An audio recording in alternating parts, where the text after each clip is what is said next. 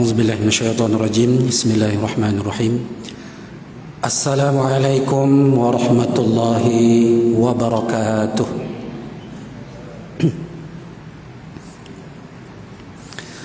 Alhamdulillahi wa kafa, salatan wa salaman ala ibadihi allazina istafa, Muhammadin wa ala alihi wa sahbihi wa man wafa. Rabbi syrah li sadri wa yassir li amri wahlul 'uqdatam min lisani yafqahu qawli. Subhanaka la ilma lana illa ma 'allamtana innaka antal alimul hakim. Allahumma faqihna fid din wa 'allimna at-ta'wil. Amin amin amin Allahumma amin. Tuan Imam yang saya muliakan, hadirin wal hadirat, moga-moga kita semua dimuliakan Allah hendaknya. Amin Allahumma amin. Tuan-tuan, puan-puan yang dirahmati Allah sekalian, malam ni kita akan menyambung kembali pengajian kitab Al-Kabair, dosa-dosa besar, karya agung Imam Az-Zahabi rahimahullah ta'ala.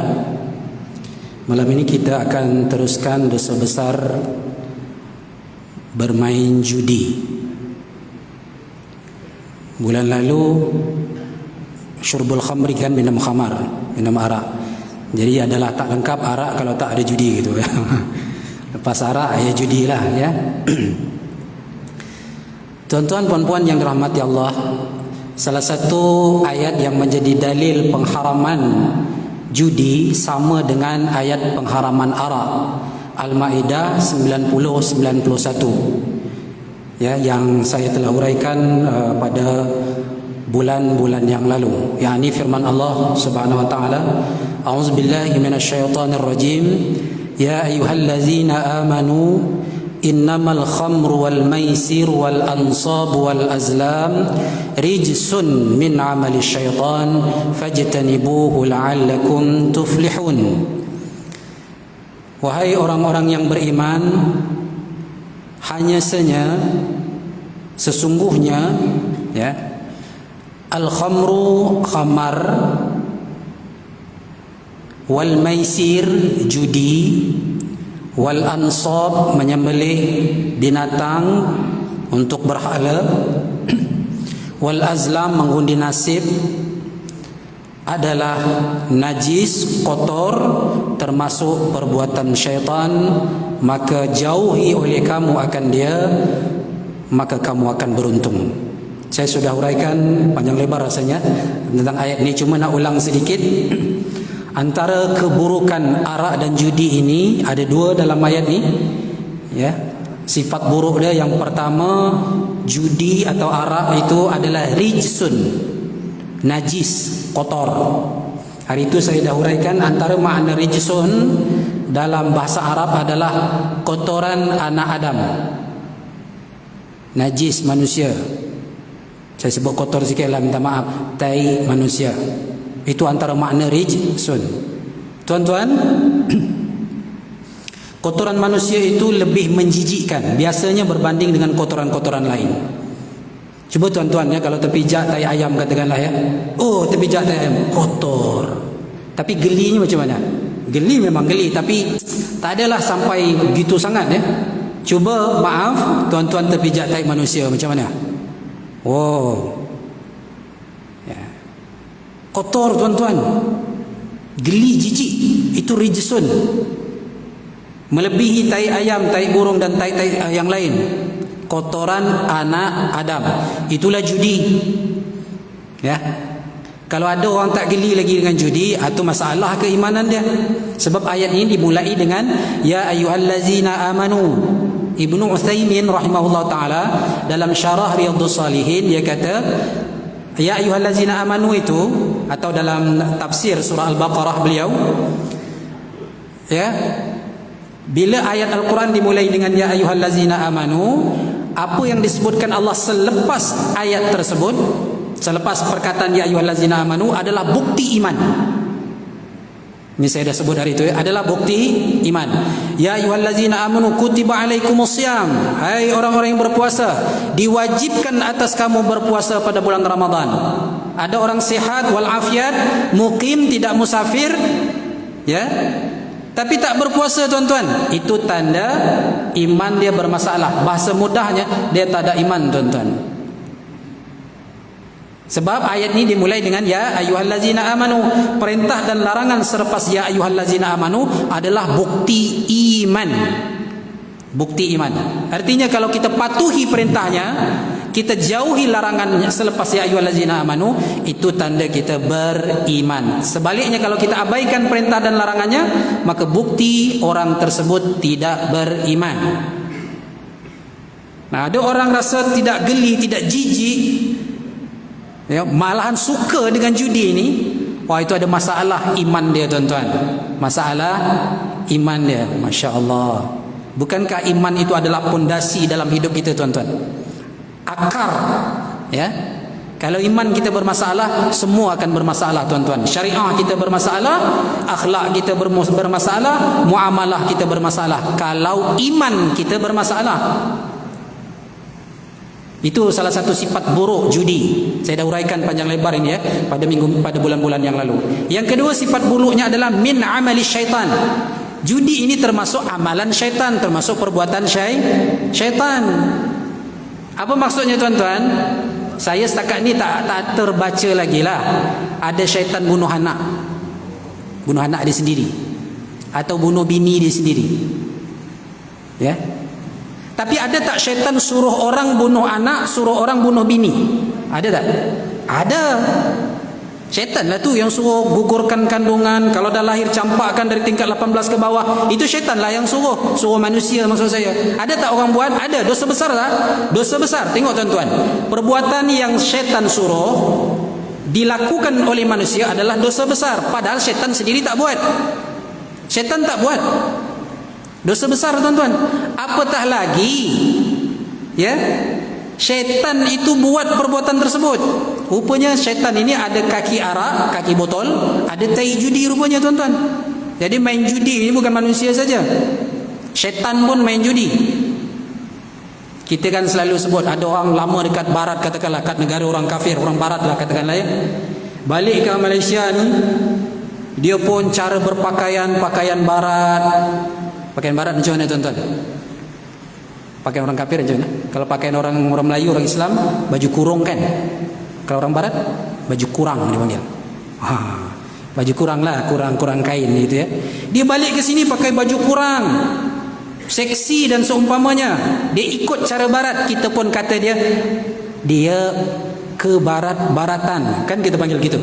Kenapa? Kerana dia buat perbuatan orang barat. Kita panggil dia ke barat-baratan. Nah, macam itulah kalau ada orang main judi, orang minum arak, dia ke setanan. Sebab apa? Dia buat perbuatan setan. Dia buat ya apa yang dilakukan oleh syaitan. Oh, berat tuan-tuan. Bunuh anak aja setan tak buat tuan-tuan. Tapi minum arak setan buat. Judi setan buat. Jadi setan bukan setakat suruh orang buat, dia pun suka buat. Jadi kalau ada orang minum arak, ada orang berjudi, dia panggil kesetanan. Nauzubillahi min zalik. Berlindung kita kepada Allah dari perkara demikian. Itu antara keburukannya. Maka Allah minta kita tinggalkan sesegera mungkin. Saat itu juga judi ini jangan tangguh-tangguh, ya. Jangan berangsur-angsur, tak boleh. Fajtanibu, tinggalkan dia sejauh-jauhnya, maka kamu akan beruntung. Ayat 90-91 ini saya sekali lagi dah saya uraikan panjang lebar pada bulan-bulan yang lalu. Maka pada malam ini kita pergi terus kepada judi ni ya. Arak dah sudah, kita pergi kepada judi. Tuan-tuan, dalam dosa-dosa besar atau dalam Islam, kita katakanlah dalam Islam, paling tidak ada 3 istilah kepada judi ni. Saya nak uraikan ini terlebih dahulu supaya kita kenal ya. Ada 3 istilah judi yang popular. Ada beberapa istilah lain, tapi saya ambil 3 yang popular, mudah sikit untuk diingat ya. Dan ini dipraktikkan di zaman Rasulullah SAW. Maksudnya oleh orang-orang kafir, orang zaman jahiliyah dulu ya. Ini dipraktikkan, diamalkan oleh orang-orang jahiliyah tuan-tuan. 3 judi ini. Ini banyak berlaku dalam masyarakat kita. Jadi harap-harap dengar elok-elok. Dan ini semua insya-Allah sudah ada fatwanya oleh fatwa mufti, ya.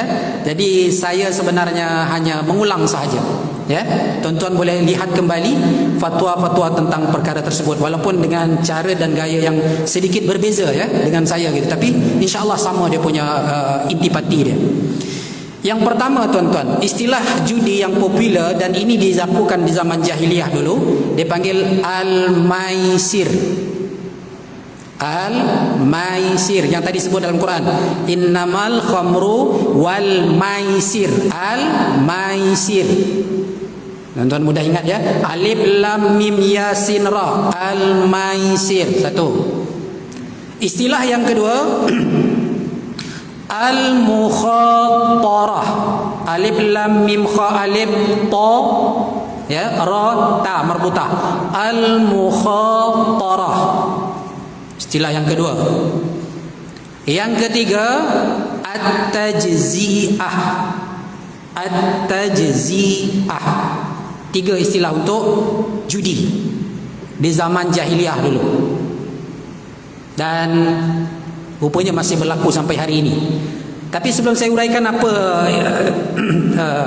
tiga perkara ini, penjelasan untuk tiga perkara ini, lebih dulu saya nak bagi tahu kepada jamaah sekalian, kalaulah judi seperti yang akan kita ceritakan yang berlaku di zaman jahiliyah dulu, itulah yang menyebabkan ayat Al-Quran Al-Maidah 90-91 turun, maka bagaimana dengan judi yang lebih teruk pada hari ini, tuan-tuan? Wow, gitulah bahasa mudahnya. Kalau yang dulu itu haram, yang sekarang padahal lebih teruk daripada yang dulu, maka yang sekarang lagilah haram. Bahasa saya, kalau yang dulu haram, yang sekarang haram jadah dipanggil. Itulah teruk haramnya, itu haram jadah, tuan-tuan, ya. Apa tiga perkara ini? Kita mulai daripada al-maisir. Al-maisir ini diambil dari perkataan yusrun. Al-yus, inna ma'al usri yusra. Yusrun itu makna dia mudah. Yusrun itu makna, al-maisir itu mudah. Apa maksudnya? Saya banyak ta'rif yang diberikan oleh para ulama. Saya bagi dua sajalah untuk mudah diingat. Tuan-tuan, saya kalau mengajar suka 1, 2, 3, paling tinggi 5 poin saya. Kenapa, tuan-tuan? Sebab biasanya dalam keadaan kita yang tak bawa pen, tak bawa buku, ya, biasanya kalau 5 boleh ingat. Walaupun kadang-kadang lepas juga, yang nombor 4 tu tak ingat, kan. Tapi kalau di atas 5 susah nak ingat. Susah nak ingat, ya. Sebab kita tak menulis sekarang, ya. Kita tak menulis. Dulu, tuan-tuan, sejarah menuntut ilmu ini tidak ada berkenaan dengan hidup yang mati. Tuan-tuan nak dengar, alhamdulillah dah. Tapi sejarah menuntut ilmu ni, tuan-tuan, dulu orang menuntut ilmu dua-dua tak bawa kitab. Guru tak bawa kitab, sama macam kita sekarang lah. Guru tak bawa kitab, murid pun tak bawa kitab. Contoh Imam Syafi'i dengan Imam Malik. Imam Syafi'i ketika nak berguru dengan Imam Malik, tuan-tuan, Imam Malik tanya kepada dia, kamu kenapa datang sini, apa tujuan? Nak belajar, tuan guru, ya. Kata Imam Malik, kalau kamu nak belajar, kamu dah baca belum Al-Muwatta? Al-Muwatta ni kitab karangan Imam Malik, kitab hadis dia, ya. Tebal, tuan-tuan, kitabnya. Kamu dah baca belum? Kata Imam Syafi'i, alhamdulillah, tuan guru, bukan setakat baca, saya dah hafal luar kepala. Masya Allah. Murid datang tak bawa kitab, dah hafal. Guru pun tak bawa kitab, ya, dia yang mengarangnya, dia tak perlu hafal lah. Dia tak perlu menghafal, memang dah semua dalam kepala dia. Jadi itu sejarah menuntut ilmu dulu, dua-dua tak bawa kitab kerana dua-dua hafal kitab. Lepas tu generasi berikutnya, guru aja yang tak bawa kitab, anak murid bawa kitab, bawa buku. Itu saya merasakan, tuan-tuan, ya, waktu dah ribuan tahun tu, ya. Ada setengah dulu masa belajar dulu, tuan-tuan, ada setengah guru saya ni tak bawa kitab kerana dia hafal kitab. Kita orang yang menulis, sebab kita tak hafal kitab. Generasi berikutnya dua-dua bawa kitab, sebab guru dah tak hafal lah, apatah lagi murid memang dah tak hafal lah. Dua-dua bawa kitab. Generasi berikutnya, ya, guru bawa kitab, anak murid tak bawa kitab. Seterusnya lagi kembali ke semula, dua-dua tak bawa kitab. Cuma bezanya dulu dua-dua tak bawa kitab, dua-dua hafal kitab. Sekarang ni dua-dua tak bawa kitab, ya, dua-dua tak hafal kitab, masalah lah. Itu yang barat kadang ke timur, kadang ke selatan, kadang ke utara.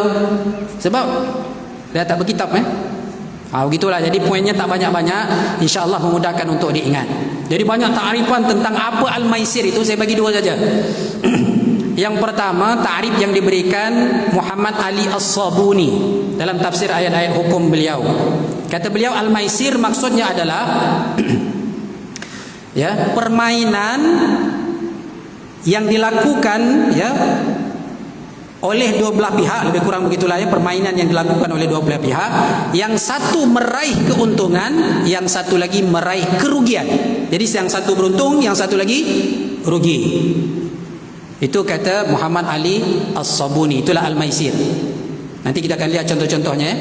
Tapi untuk memudahkan tuan-tuan faham Al-Maisir ini, takrif yang diberi oleh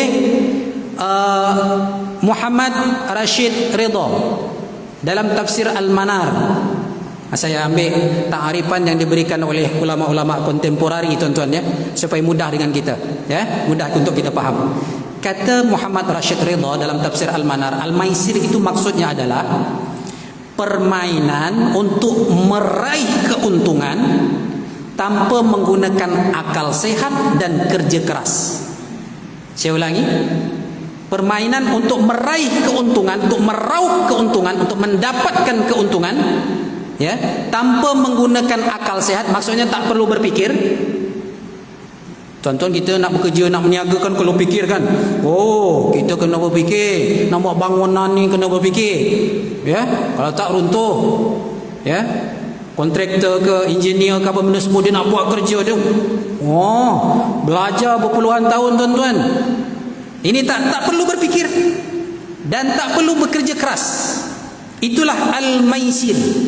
Kan mudah tu, Maisir kan mudah tadi maknanya, tak perlu berfikir, tak perlu bekerja keras. Contoh, contoh ni mudah-mudahan mudah kita faham. Tuan-tuan, biasanya ada malam-malam keramaian, entah itu pasar malam ke, sekarang dah agak jarang sikit ya. Dulu selalu ni, sebelum pandemik dulu selalulah. Ya, entah pasar malam ke, malam suka neka ke apa benda. Kan ada permainan-permainan budak-budak tu. Dia panggil apa? Fun fair ke apa? Fun fair lah ya. Ada permainan-permainan campak apa benda, dia beli gelang-gelang getah tu ya, RM2 dia beli. Lepas tu budak ni, budak-budak biasa main, kita anggap budak-budak lah, kalau ada orang tua main, budak-budak jugalah ya, biasa budak-budak main. Dan ambil tu lempar. Kalau masuk situ dia boleh dapat hadiah dia apa dia, apa, pen, buku, adalah yang mahal, handphone yang mahal-mahal, tapi tu tak jung sebenarnya tak mungkin dapat kan? Memang confirm tak dapatnya ya. Kalau dapat pun dari 1000 tu mungkin seorang sajalah. Kan ada tak tu? Ramai tak orang main? Ramai, tuan-tuan. Sekali lagi ya, yang main tu bukan budak-budaknya, bapak budak, datuk budak, aki dia tu pemain juga, tuan-tuan. Haram tak haram? Haram. Haram, tuan-tuan. Ada lagi dia putar macam tu. Ya, dia di mana dia berhenti? Anu dia tu, apa yang kita putar tu kan, dia berhenti kat situ. Oh, dapat apa nama? Buku. Buku lah. Putar lagi ni berhenti kat situ, dapat rokok. Rokok ada juga ya. Putar lagi, macam-macam, tuan-tuan. Itu maisir. Tapi pelik, tuan-tuan. Minta maaf sangat ya. Pelik, orang tak rasa benda itu sebagai judi. Kita tengok biasa je kan. Dan minta maaf yang terlibat dengan bagian pihak penguat kuasa, tuan-tuan. Pihak penguasa tak tangkap pun yang tu. Sebab kita ni ada istilah judi halal dan judi haram kan. Saya tak tahulah itu istilah. Saya pun jadi confused bila judi halal dan judi haram ni. Judi haram ni rupanya tak ada mengait dengan hukum dalam Islam, kait mengait dengan lesen tak lesen, itu aja dia punya itu kan. Tak apalah, itu cerita lain. Tapi yang peliknya, kita yang datang tu pun tengok kita macam bukan judi, padahal itu maisir. Saya tak pernah benda itu kena angkat pihak kuasa ke, atau kita judilah, padahal itu judi, tuan-tuan. Itu yang kita pergi ke, minta maaf, yang punya pasar raya ke atau apa, saya tahu dalam ni banyak orang kaya-kaya punya pasar raya ke, punya apa semua. Itu yang apa tu, claw mesin ke apa nama dia, Yang ambil tu kan, tu bayar berapa yang masukkan koin kat situ, dia tangkap dapat boneka lah, dapat apa benda. Ya, tahu yang tu kan? Budak-budak memang suka benda ni. Dia dapat hadiah macam-macam tu kan. Patung ke apa benda dia dapat. Itu maisir. Tuan-tuan, ada fatwanya. Saya bukan mereka-reka ya. Ada fatwanya. Mufti wilayah, berbagai macam itu, alim ulama ya, yang dekat dengan kita, mufti lah. Haram hukumnya itu maisir. Tepat tak macam Muhammad Rashid Ridha sebut tadi tu? Tak guna akal, tak perlu bekerja keras. Apalah setakat putar benda tu, campak benda tu, mana tak perlu fikir pun. Kalau fikir pun sikit je, macam mana nak campak kan? Perlu kerja keras tak? Tak perlu. Itu maisir. Itu yang tadi tu taik manusia tadi tu. Itu yang tadi tu perbuatan syaitan tadi. Kalau buat itu orang kesetanan. Cuma karena kita dah biasa dengan benda ini, maka orang pun kata alah bisa dari biasa gitu kan. Karena dah biasa benda ini berada depan kita, rasa benda ini macam dah tak dosa.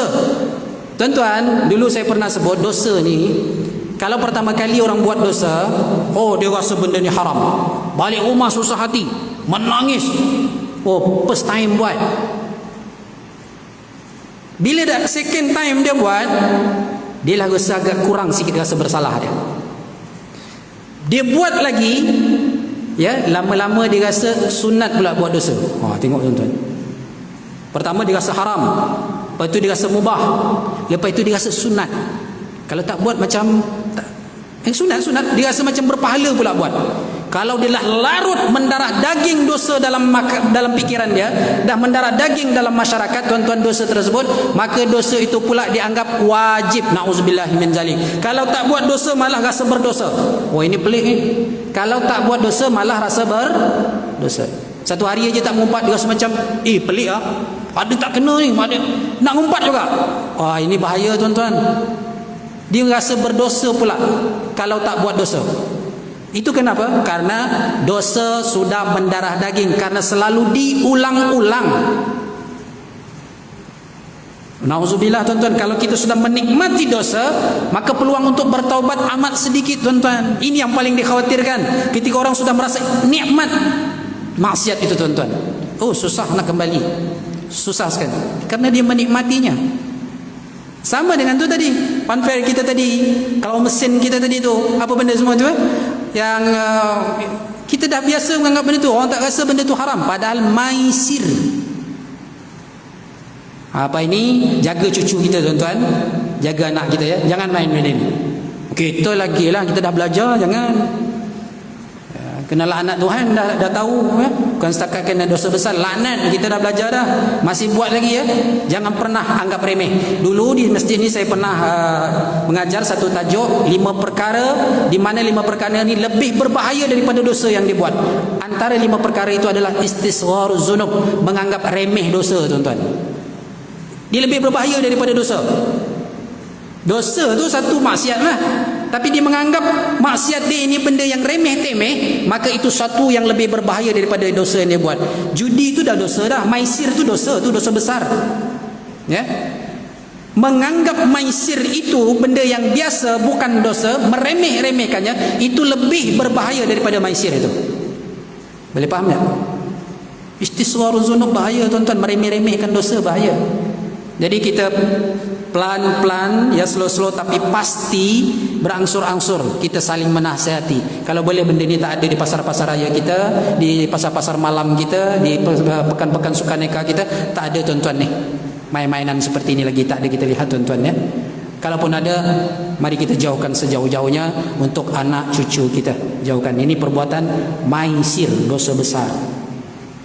Jadi tuan-tuan, bab haram ni jangan, alah apalah sangat ustaz main tu, takkan masuk neraka main. Jangan. Saya selalu ulang-ulang perkara ini tuan-tuan ya. Bab haram, jangan alah kita ambil RM1 je, takkan haram. Bab haram ni bukan RM1 atau RM2-nya, bukan banyak atau sedikitnya, tapi halal dan haramnya. Kalau haram walaupun 1 sen, kalau haram ya masuk neraka. Walaupun tadi hanya main macam tu, alah ustaz kan dapat pen aja sebatang, tapi dia maisir, dia judi. Rijsun min amali syaitan, perbuatan syaitan. Neraka lah. Na'udzubillahi min zalik. Jadi jangan pernah sikit saja, jangan tuan-tuan. Itu al-maisir. Nombor ekor. Atau al-maisir juga. Saya ada parking kereta kat mana lah, lupa ya. Tapi kat Kota Damansara ni lah, ada satu tempat tu orang beli nombor, kita parking situ, ada pasar malam. Lepas tu beli nombor ekor ni lah. Saya duk perhati tuan-tuan, malam yang banyak saya tengok muka anak-anak Melayu, tuan-tuan, kita Islam yang pergi. Allahu Akbar. Ternyata dakwah kita belum merata lagi, tuan-tuan. Jadi saya selalu pesan, ya, tuan-tuan, sambung-sambungkanlah.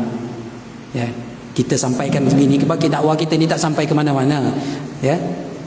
Jadi yang datang-datang ni cuba panjang-panjangkan, diruncit-runcitkanlah pesan-pesan itu ya. Banyak saya duk perhati tuan-tuan. Tak adalah 100%, tapi banyaklah. Kalau lebih daripada 3 orang tu dah takut dah tu. Ini banyaklah ya. Petang tu lepas asar saya pergi pasar malam, parking dekat situ, saya tengok duk perhati. Banyak muka-muka kita. Saya tengok daripada muka dan hidung orang Islam lah. Dan hidung kita tahulah kan. Nampak muka Islam lah kan. Cakap pun cakap kita. Kat Malaysia ni kalau sebut Melayu biasanya Islam lah gitu kan. Menyedihkan. Tak sampai pesan tu. Ikam nomor itu kan sama, tak perlu berfikir pun. Itu yang kadang-kadang pergi ke kubur tu. Dia panggil apa pergi ke kubur tu dia?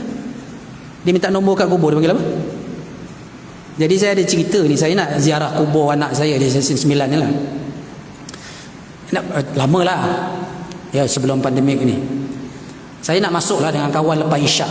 Abang Rasulullah tu selalu ziarah kubur malam kan, lepas Isyak. Dia pergi ke Baqi tu kan, selalu pergi malam gitu ya Rasulullah.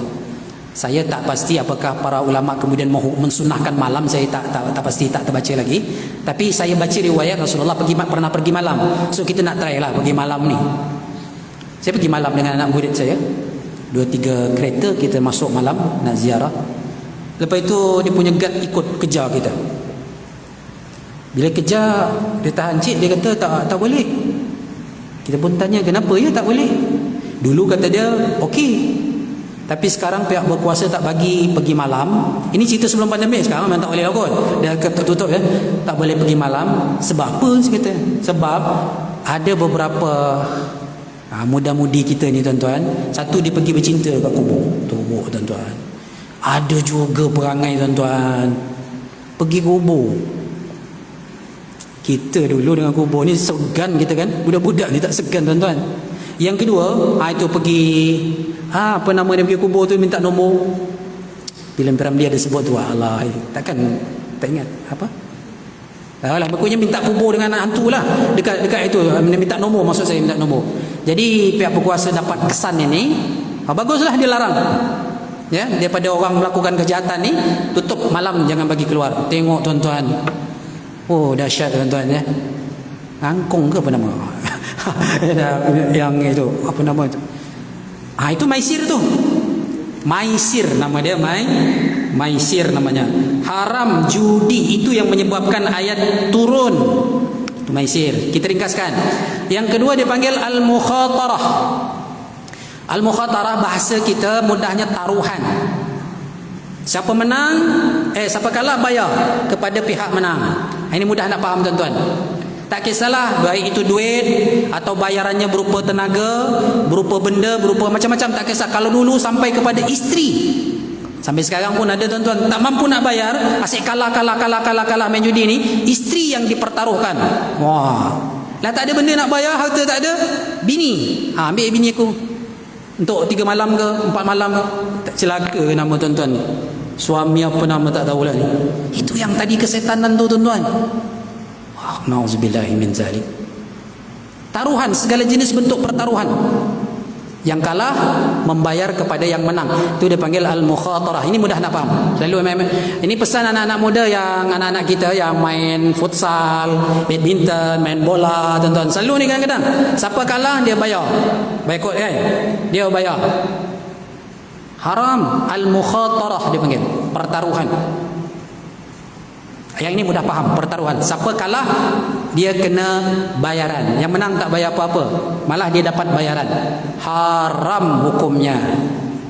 Yang terakhir kita ringkaskan, yang terakhir dia panggil at-tajzi'ah. At-tajzi'ah ini tuan-tuan, kalau zaman dulu, zaman jahiliyah dulu, ada beberapa orang, ya dia orang ni nak bersedekah sebenarnya, nak bagi orang miskin makan daging unta, tapi tak nak keluar duit. Ini pelik pula, sedekah tapi tak nak keluar duit tuan-tuan. Jadi dia guna kaedah al-tajzi'ah ni. Macam mana praktik tajzi'ah ni tuan-tuan? Zaman dulu ni praktik dia gini tuan-tuan. Dia beli unta, ya, beli unta tu. Ada beberapa orang peserta ni beli unta. Jadi katakanlah 10 orang, ya. 10 orang. Ya. Harga unta berapalah? Harga unta katakanlah berapa? 7,000 katakan. Harga unta 7,000. Peserta ada 10 orang. Nombor dia tulis di atas kertas, ya. Nombor 1, nombor 2, nombor 3, nombor 4, nombor 5, nombor 6, nombor 7. 8, 9, 10 tak ada nombor. Tak ada nombor. Dia gulung-gulung, lepas itu dia kacau-kacau, dia lepas. Pilih mana nak ambil. Macam mengundi lah, ya. Dia ambil tu. Oh, dia ni dapat satu. Yang ni dapat 2, yang ni dapat 3, ya.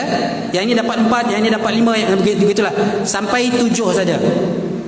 Yang 8, 9, 10 kosong, tak ada nombor.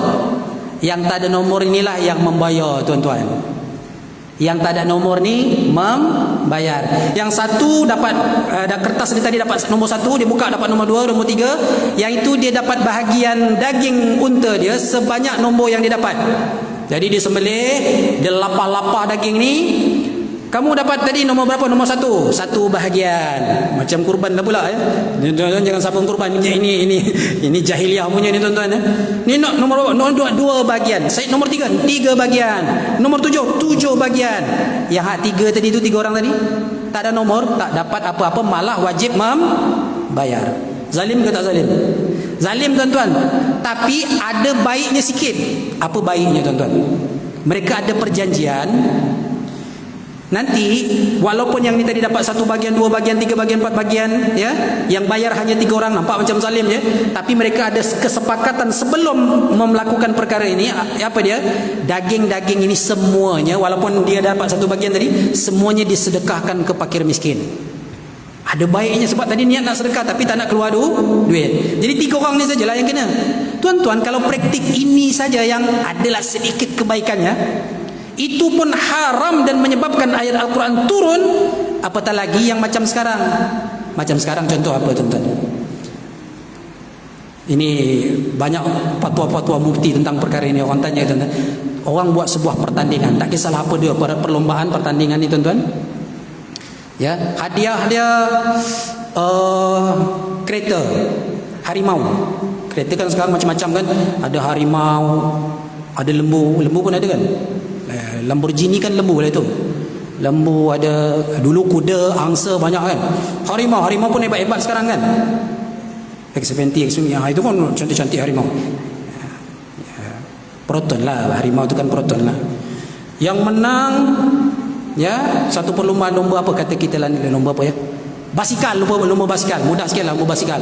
Yang menang dapat Proton Saga 40,000 RM. Tapi semua peserta yang 1,000 orang yang ikut tu kena bayar uang penyertaan sebanyak RM10 katakanlah, atau RM100. Wah, peserta ramai. Bila buka tu tuan-tuan, bukan 1,000 saya rasa. Cuba darab tu berapa banyak dia dapat duit tu. Peserta semua dapat kena bayar. Tak kisahlah jumlah berapa, tak kisah. Hadiah diambil daripada duit-duit yang dikumpulkan oleh peserta tadi. Itulah at-tajzi'ah. Ini lagi teruk. Kalau zaman dulu dia tak ambil semua bagi kepada orang miskin. Tapi dengan kaedah tajzi'ah tadi, ada yang terzalimi tadi tu, bayar 3 orang saja kan, yang lain tak bayar kan, itu pun dah haram dah. Apatah lagi yang ini hadiah 100% daripada peserta ni tuan-tuan, penganjur. Haram tajzi'ah itu. Ini banyak tak? Hanya orang sangat suka buat. Kalau kat Indonesia lagi suka ni tuan-tuan. Ya, dia bawa basikal lah, lumba maraton lah tuan-tuan ya, lumba lari lah. Dia tak keluar duit sen pun, tapi malah dapat untung. Katakanlah biasanya kalau buka benda ni, memang orang suka sangat ikut. Orang kan suka basikal, ya, suka main basikal. Puluhan ribu orang ikut tuan-tuan. Alah, hadiah basikal lagi, peti ais, TV berapa sen sangat lah. Dia meraup keuntungan dengan mudah sekali tuan-tuan. Dalam hitungan berapa jam saja dia mendapat keuntungan yang beribu-ribu, banyak tuan-tuan, beratus ribu dia dapat. Tajziah haram. Banyak contoh sebenarnya tuan-tuan, tapi masa mencemburui kita. 2 minit lagi ya. Saya nak bagi contoh terakhir ni, saya lajukan. Ini banyak kadang-kadang di pasar-pasar raya, minta maaf sekali lagi buat pasar raya ni. Dia nak bagi hadiah. Siapa ya yang masuk pasar raya pertama kali, kami itu ada belanja berhadiah, dia kata ya. Siapa yang masuk pertama kali dapat dikesan oleh CCTV dia, maka dia dapat hadiah sekian. Tapi dinaikkan harga barang tuan-tuan. Parking yang tadinya tak bayar, tiba-tiba bayar RM2. Sebab apa? Sebab ada dipanggil berhadiah lah ya. Apa namanya? Belanja berhadiah lah. Nama tak kisahlah ya. Dia ambil hadiah itu daripada peserta yang belanja-belanja ni. Haram tuan-tuan. Tapi kalau 100% daripada penganjur, halal. Tak ada kena hadiah 100% daripada penganjur, itu halal. Atau peserta boleh dikenakan uang penyertaan, tapi untuk keperluan mereka. Contohnya untuk makan mereka, ya, untuk sewa padang, untuk mereka jugalah, untuk penginapan mereka kalau menginap lah ya. Penganjur tidak mengambil sepeser pun, dan hadiah tidak diambil daripada duit-duit peserta, tapi untuk makan mereka sendiri, untuk itu tak apa. Itu disebut dalam fatwa mufti kita tuan-tuan. Ya. Ini banyak kadang-kadang memancing. Mancing sekarang banyak tu. Kan bayar tu lumba mancing tu. Hadiah 60,000 kita terkejut. Macam mana mancing boleh mahal sangat hadiah? Rupanya diambil daripada peserta tu. Haram, itu dipanggil at-tajzi'ah. Jadi cukup sampai sekian, mudah-mudahan kita dijauhkan dari dosa ini ya. Mudah-mudahan bermanfaat untuk saya, dan alhamdulillah jika dapat dimanfaatkan oleh jamaah sekalian. Terima kasih atas segala perhatian. Mohon maaf atas segala kekurangan. Ya. Kita tutup dengan baca tasbih kafarah dan suratul asr. Subhanakallahumma wa bihamdika asyhadu an la ilaha illa anta astaghfiruka wa atubu ilaik. Bismillahirrahmanirrahim. Wal asri innal insana lafi khusrin illa allazina amanu wa amilus solihat tawassaw bil haqqi wa tawassaw bis sabr. Azza billahi taufiq wal hidayah. Assalamualaikum warahmatullahi wabarakatuh.